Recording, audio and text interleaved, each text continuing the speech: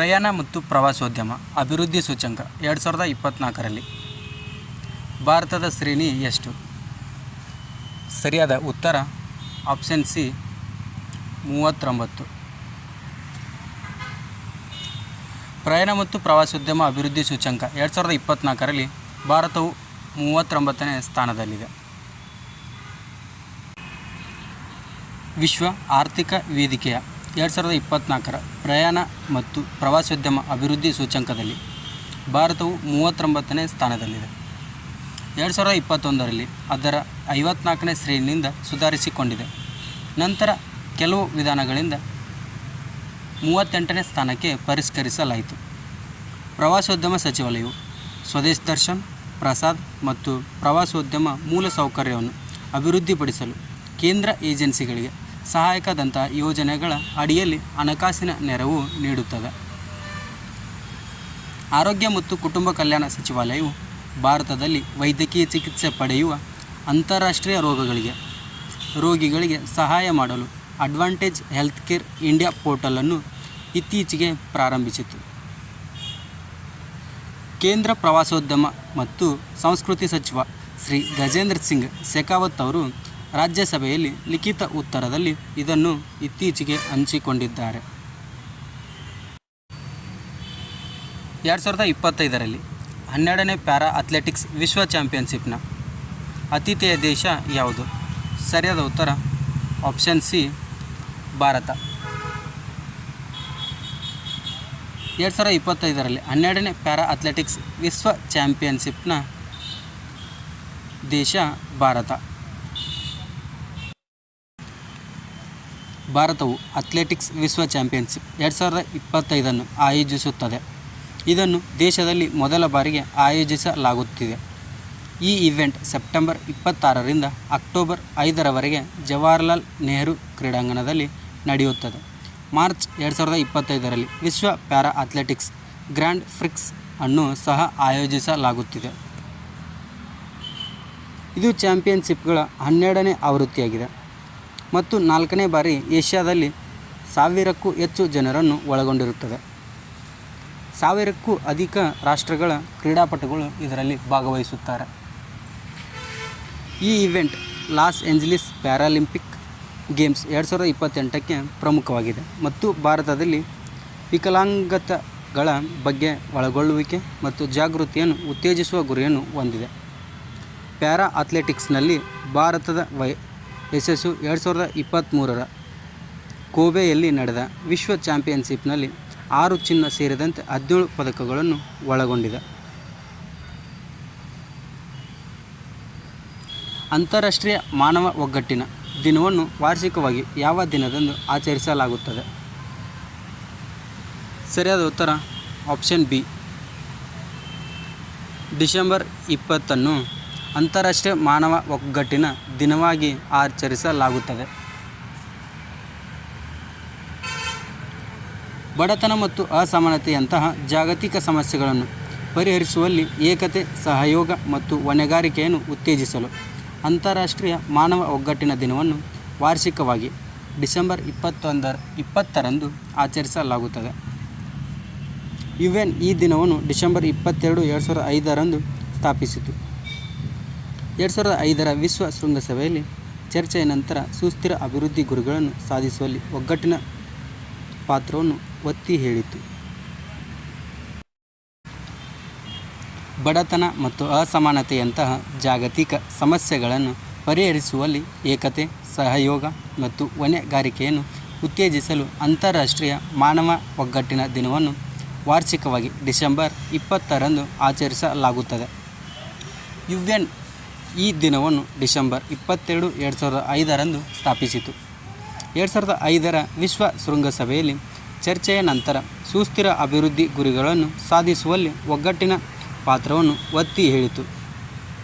ಬಡತನವನ್ನು ಎದುರಿಸಲು ಮತ್ತು ಮಾನವ ಅಭಿವೃದ್ಧಿಯನ್ನು ಮುನ್ನಡೆಸಲು ವಿಶ್ವ ಸಾಲಿಡಾರಿಟಿ ಫಂಡ್ ಅನ್ನು ರಚಿಸಲಾಗಿದೆ. ಈ ದಿನವು ಮಾನವೀಯತೆಯ ವೈವಿಧ್ಯತೆಯಲ್ಲಿ ಏಕತೆ ಮತ್ತು ಜಾಗತಿಕ ಸವಾಲುಗಳನ್ನು ನಿಭಾಯಿಸುವಲ್ಲಿ ಸಹಕಾರದ ಮಹತ್ವವನ್ನು ಹಂಚಿಕೊಂಡಿದೆ. ಇದು ಅಂತಾರಾಷ್ಟ್ರೀಯ ಬದ್ಧತೆಗಳನ್ನು ಪೂರೈಸಲು ಸರ್ಕಾರಗಳನ್ನು ಪ್ರೇರೇಪಿಸುತ್ತದೆ ಮತ್ತು ಸಮುದಾಯ ಸೇವೆ, ಸಾಮಾಜಿಕ ನ್ಯಾಯ ಮತ್ತು ದತ್ತಿ ಕಾರ್ಯಗಳನ್ನು ಬೆಂಬಲಿಸಲು ಜನರನ್ನು ಪ್ರೋತ್ಸಾಹಿಸುತ್ತದೆ.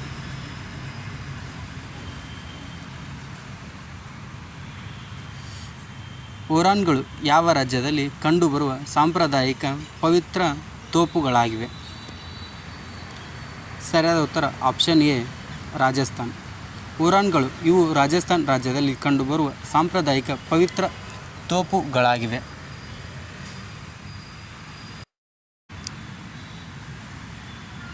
ಪವಿತ್ರ ತೋಪುಗಳು ಅಥವಾ ಓರಾನ್ಗಳನ್ನು ಕಾಡುಗಳು ರಕ್ಷಿಸಲು ಮತ್ತು ಅವುಗಳ ಪರಿಸರ ಮತ್ತು ಸಾಂಸ್ಕೃತಿಕ ಪ್ರಾಮುಖ್ಯತೆಯ ಆಧಾರದ ಮೇಲೆ ಜಿಲ್ಲಾವಾರು ಮ್ಯಾಪಿಂಗ್ ನಡೆಸಲು ಸುಪ್ರೀಂ ಕೋರ್ಟ್ ರಾಜಸ್ಥಾನ ಸರ್ಕಾರಕ್ಕೆ ನಿರ್ದೇಶನ ನೀಡಿದೆ.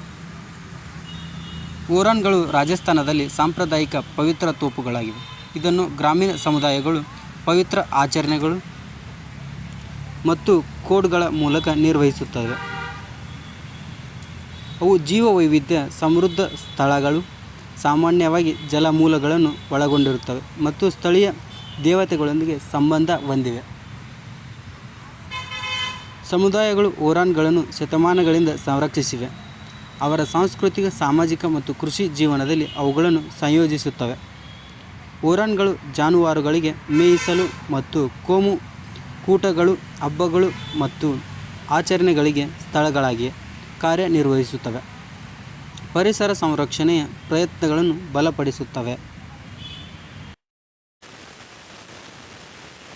ಈಸ್ಟರ್ನ್ ಮ್ಯಾರಿಟೈಮ್ ಕಾರಿಡಾರ್ ಭಾರತ ಮತ್ತು ರಷ್ಯಾದ ಯಾವ ಎರಡು ನಗರಗಳನ್ನು ಸಂಪರ್ಕಿಸುತ್ತದೆ?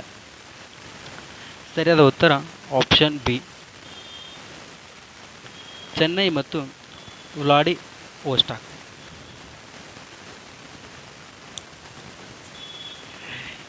ಈಸ್ಟರ್ನ್ ಮ್ಯಾರಿಟೈಮ್ ಕಾರಿಡಾರ್ ಇದು ಭಾರತದ ಚೆನ್ನೈ ಮತ್ತು ರಷ್ಯಾದ ವ್ಲಾಡಿವೋಸ್ಟಾಕ್ ನಗರಗಳನ್ನು ಸಂಪರ್ಕಿಸುತ್ತದೆ. ಚೆನ್ನೈ ವ್ಲಾಡಿವೋಸ್ಟಾಕ್ ಈಸ್ಟರ್ನ್ ಮ್ಯಾರಿಟೈಮ್ ಕಾರಿಡಾರ್ ಹಡಗು ಸಮಯ ಮತ್ತು ವೆಚ್ಚವನ್ನು ಕಡಿಮೆ ಮಾಡುತ್ತದೆ. ತೈಲ, ಆಹಾರ ಮತ್ತು ಯಂತ್ರೋಪಕರಣಗಳಲ್ಲಿ ಭಾರತ ರಷ್ಯಾ ವ್ಯಾಪಾರವನ್ನು ಹೆಚ್ಚಿಸುತ್ತದೆ. ಇಎಂಸಿ ದಕ್ಷಿಣ ಭಾರತವನ್ನು ರಷ್ಯಾದ ದೂರದ ಪೂರ್ವದೊಂದಿಗೆ ಸಂಪರ್ಕಿಸುತ್ತದೆ. ಸಾರಿಗೆ ಸಮಯವನ್ನು 16 ದಿನಗಳು ಮತ್ತು ದೂರವನ್ನು 40% ಕಡಿತಗೊಳಿಸುತ್ತದೆ. ಇದು ಸಾಂಪ್ರದಾಯಿಕವಾಗಿ ಮುಂಬೈ ಸೆಂಟ್ನಿಂದ ಪ್ರಾರಂಭಗೊಳ್ಳುತ್ತದೆ. ಪೀಟರ್ಸ್ಬರ್ಗ್ ಮಾರ್ಗವು 8675 ನಾಟಿಕಲ್ ಮೈಲುಗಳು, 40 ಅಧಿಕ ದಿನಗಳನ್ನು ತೆಗೆದುಕೊಳ್ಳುತ್ತದೆ. ಆದರೆ ಇಎಂಸಿ 5647 ನಾಟಿಕಲ್ ಮೈಲುಗಳನ್ನು ವ್ಯಾಪಿಸಿದೆ, ಕೇವಲ 24 ದಿನಗಳನ್ನು ತೆಗೆದುಕೊಳ್ಳುತ್ತದೆ. 5608 ಕಿಲೋಮೀಟರ್ ಇದು ಉಳಿಸುತ್ತದೆ. ಈ ಮಾರ್ಗವು ಜಪಾನ್ ಸಮುದ್ರ, ದಕ್ಷಿಣ ಚೀನಾ ಸಮುದ್ರ, ಮಲಕ್ಕಾ ಜಲಸಂಧಿ ಮತ್ತು ಬಂಗಾಳ ಕೊಲ್ಲಿಯಂತಹ ಪ್ರಮುಖ ಜಲಮಾರ್ಗಗಳ ಮೂಲಕ ಹಾದು ಹೋಗುತ್ತದೆ.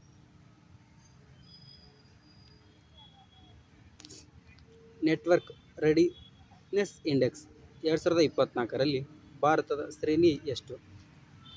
ಸರಿಯಾದ ಉತ್ತರ option C, 49.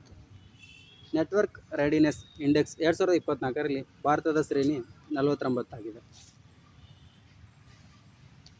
Network readiness index 2024ರಲ್ಲಿ ಭಾರತವು 49ನೇ ಸ್ಥಾನದಲ್ಲಿದೆ. ಕಳೆದ ವರ್ಷಕ್ಕಿಂತ 11 ಸ್ಥಾನಗಳಿಂದ ಸುಧಾರಿಸಿದೆ.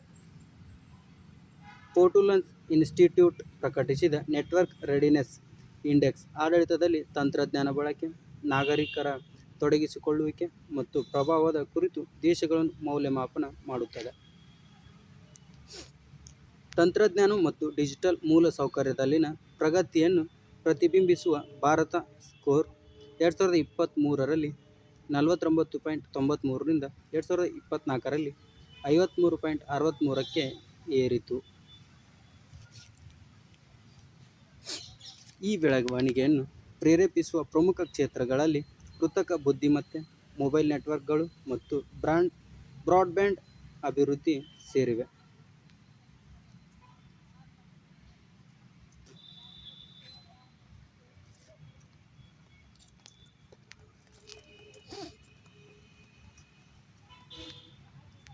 ಈ ತಂತ್ರಜ್ಞಾನಗಳನ್ನು ಜೀವನದ ಸುಲಭತೆಯನ್ನು ಹೆಚ್ಚಿಸುತ್ತವೆ ಮತ್ತು ಜಾಗತಿಕ ಸಂಶೋಧನಾ ಪ್ರಯತ್ನಗಳನ್ನು ಬೆಂಬಲಿಸುತ್ತವೆ. ಸುಧಾರಿತ ಶ್ರೇಯಾಂಕವು ಡಿಜಿಟಲ್ ರೂಪಾಂತರದಲ್ಲಿ ಭಾರತದ ಪ್ರಗತಿಯನ್ನು ಒತ್ತಿ ಹೇಳುತ್ತದೆ ಮತ್ತು ಜಾಗತಿಕ ತಂತ್ರಜ್ಞಾನದ ನಾಯಕನಾಗಿ ಹೊರಹೊಮ್ಮಿದೆ. ಬೋಡೋಬಾಮ್ ಬಿಲ್ಮುಕ್ ಪಕ್ಷಿಧಾಮವು ಯಾವ ರಾಜ್ಯದಲ್ಲಿ ಕಂಡುಬರುತ್ತದೆ? ಸರಿಯಾದ ಉತ್ತರ ಆಪ್ಷನ್ ಎ, ಅಸ್ಸಾಂ. ಬೋಡೋಬಾಮ್ ಬಿಲ್ಮುಕ್ ಪಕ್ಷಿಧಾಮ ಇದು ಅಸ್ಸಾಂ ರಾಜ್ಯದಲ್ಲಿ ಕಂಡುಬರುತ್ತದೆ.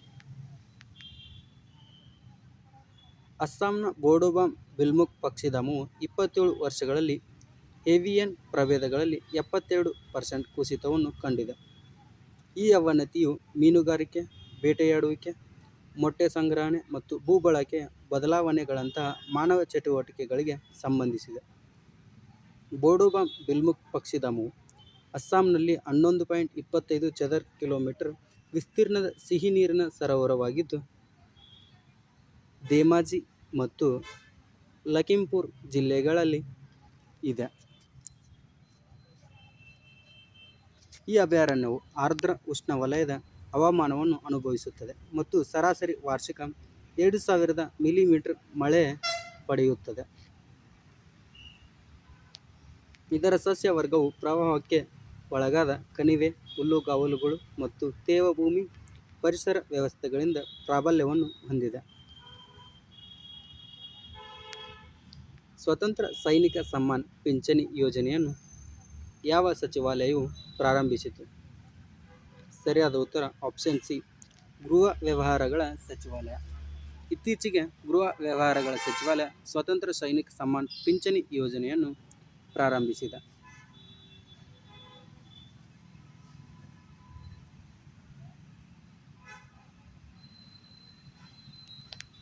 ಗೃಹ ವ್ಯವಹಾರಗಳ ರಾಜ್ಯ ಸಚಿವರು ರಾಜ್ಯಸಭೆಗೆ ಸ್ವತಂತ್ರ ಸೈನಿಕ ಸಮ್ಮಾನ್ ಪಿಂಚಣಿ ಯೋಜನೆಯ ಬಗ್ಗೆ ಮಾಹಿತಿ ನೀಡಿದರು.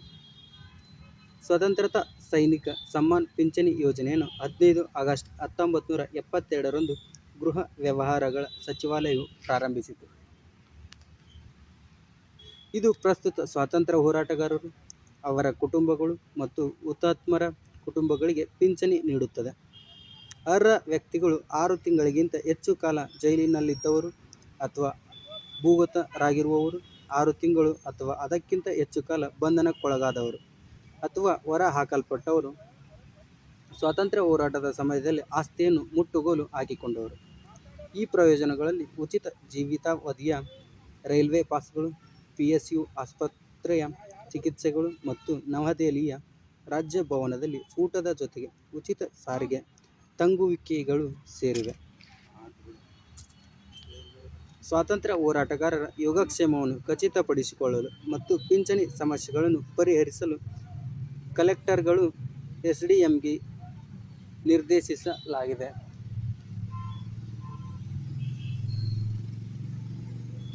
ಇತ್ತೀಚೆಗೆ ಸುದ್ದಿಯಲ್ಲಿ ಉಲ್ಲೇಖಿಸಲಾದ GLP-1 ರಿಸೆಪ್ಟರ್ ಅಗೋನಿಸ್ಟ್ಗಳ ಪ್ರಾಥಮಿಕ ಕಾರ್ಯವೇನು? ಸರಿಯಾದ ಉತ್ತರ ಆಪ್ಷನ್ ಎ, ಹಸಿವು ಮತ್ತು ರಕ್ತದಲ್ಲಿನ ಸಕ್ಕರೆ ಮಟ್ಟವನ್ನು ನಿಯಂತ್ರಿಸುವುದು. ಇತ್ತೀಚೆಗೆ ಸುದ್ದಿಯಲ್ಲಿ ಉಲ್ಲೇಖಿಸಲಾದ GLP-1 ರಿಸೆಪ್ಟರ್ ಇದರ ಪ್ರಾಥಮಿಕ ಕಾರ್ಯ ಹಸಿವು ಮತ್ತು ರಕ್ತದಲ್ಲಿನ ಸಕ್ಕರೆ ಮಟ್ಟವನ್ನು ನಿಯಂತ್ರಿಸುವುದಾಗಿದೆ. ವಿಶ್ವ ಆರೋಗ್ಯ ಸಂಸ್ಥೆಯ ವಿಜ್ಞಾನಿಗಳು ಗ್ಲುಕಗನ್ ಲೈಕ್ ಪೆಪ್ಟೈಡ್ 1 ರಿಸೆಪ್ಟರ್ ಅಗೋನಿಸ್ಟ್ಗಳು ಎಂಬ ಹೊಸ ವರ್ಗದ ಔಷಧಿಗಳನ್ನು ಅನುಮೋದಿಸಿದ್ದಾರೆ. ಈ ಔಷಧಿಗಳು GLP-1 ಹಾರ್ಮೋನ್ ಅನ್ನು ಅನುಕರಿಸುತ್ತದೆ. ಇದು ಹಸಿವು, ರಕ್ತದ ಸಕ್ಕರೆ ಮತ್ತು ಲಿಪಿಡ್ ಚಯಾಪಚಯವನ್ನು ನಿಯಂತ್ರಿಸುತ್ತದೆ. ಬೊಜ್ಜು ನಿರ್ವಹಿಸಲು ಸಹ ಸಹಾಯ ಮಾಡುತ್ತದೆ. GLP-1 ರಿಸೆಪ್ಟರ್ ಅಗೋನಿಸ್ಟ್ಗಳು ಮಧುಮೇಹ, ಹೃದಯ ರಕ್ತನಾಳದ ಅಸ್ವಸ್ಥತೆಗಳು ಮತ್ತು ನ್ಯೂರೋ ಡಿಜೆನೆರೇಟಿವ್ ಕಾಯಿಲೆಗಳಂತಹ ಕಾಯಿಲೆಗಳಿಗೆ ಚಿಕಿತ್ಸೆ ನೀಡಲು ಚಿಕಿತ್ಸಕ ಸಾಮರ್ಥ್ಯವನ್ನು ಹೊಂದಿದೆ. ಹೆಚ್ಚಿನ GLP-1 ಅಗೋನಿಸ್ಟ್ಗಳು ಚುಚ್ಚುಮದ್ದು ಮಾಡಬಹುದಾದ ಔಷಧಿಗಳಾಗಿವೆ. ಉದಾಹರಣೆಗೆ ಸೆಮಾಗ್ಲುಟೈಡ್ ಮತ್ತು ಟಿರ್ಜೆಪಟೈಡ್. ಪರಿವರ್ತಕ ಸಾಮರ್ಥ್ಯದೊಂದಿಗೆ ವ್ಯವಹರಿಸುತ್ತದೆ. GLP-1 ಆಹಾರ ಸೇವನೆಯ ನಂತರ ಕರುಳಿನಿಂದ ಬಿಡುಗಡೆಯಾಗುವ ಹಾರ್ಮೋನ್ ರಕ್ತದಲ್ಲಿನ ಗ್ಲೂಕೋಸ್ ಮತ್ತು ಚಯಾಪಚಯವನ್ನು ನಿಯಂತ್ರಿಸುವಲ್ಲಿ ಪ್ರಮುಖ ಪಾತ್ರ ವಹಿಸುತ್ತದೆ. ಯಾವ ಸಂಸ್ಥೆಯು India state of forest report 2023 ಬಿಡುಗಡೆ ಮಾಡಿದೆ? ಸರಿಯಾದ ಉತ್ತರ ಆಪ್ಷನ್ ಡಿ.